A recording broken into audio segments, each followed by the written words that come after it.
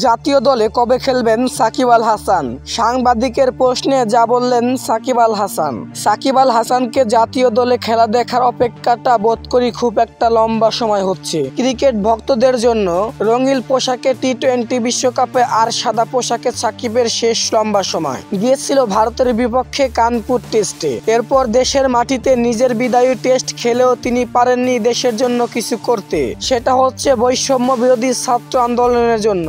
কিন্তু সাকিব আল হাসান আরও একবার ফিরেছেন লাল সবুজের জার্সিতে। বিষয়টি নিশ্চিত করেছেন সাকিব নিজেই। দুবাইয়ের আবুধাবি টি10 লিগ শুরু আগের দিন হাজিরা দিয়েছেন 10 দলের অধিনায়ক। সেখানে সাকিবের সঙ্গে প্রশ্ন করা হয়েছিল জাতীয় দলে ফেরা নিয়ে। সাংবাদিকের সেই প্রশ্নের জবাবে সাকিব দিয়েছেন, এই টুর্নামেন্টের পরে দেখা যাবে।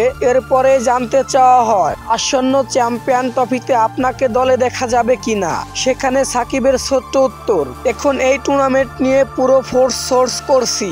আবুধাবি টি10 লিগ শেষ হবে আগামী 2 ডিসেম্বর। বাংলাদেশের জাতীয় দলের সূচিতে ওয়েস্ট ইন্ডিজের বিপক্ষে সিরিজ শুরু হবে 8 তারিখ থেকে।